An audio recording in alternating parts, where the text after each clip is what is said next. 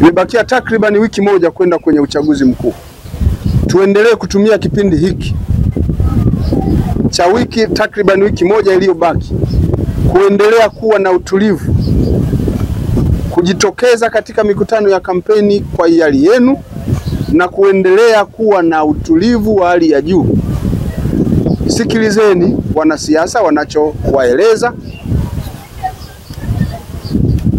Maliza muda wako wa kusikiliza mikutano ya kampeni, nenda kaendelea na shughuli zako kwa amani na kwa utulivu kwa siku zilizobaki, ili utafakari siku hiyo ya tarehe 29 kwenda kufanya maamuzi yako yanayokupendeza, yanayokufaa.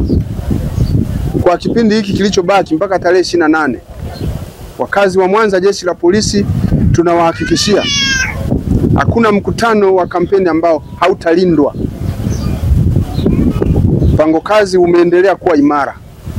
Mikutano yote ya kampeni itakuwa na ulinzi wa kutosha. Jitokezeni bila hofu yoyote.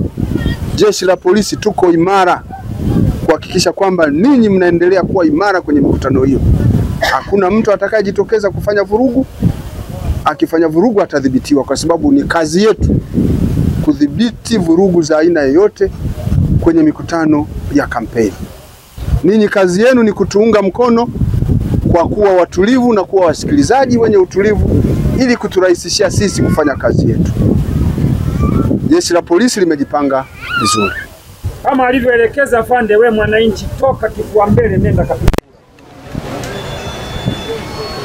Toka kifua mbele nenda katimize wajibu wako wa haki yako ya kikatiba. Sisi tuko nyuma yako na tutakulinda kweli kweli. Katika maeneo yetu haya ya Mialo changamoto ni nyingi, lakini kwa elimu iliyotolewa hapa tumeipokea vizuri na tutafanya kazi vizuri. Kwa hiyo kuwe na amani ipo ya kutosha. Maelekezo yote aliyotoa tutayafuata. Uchaguzi utakuwa wa amani. Nashukuru sana na nimejisikia vizuri sana.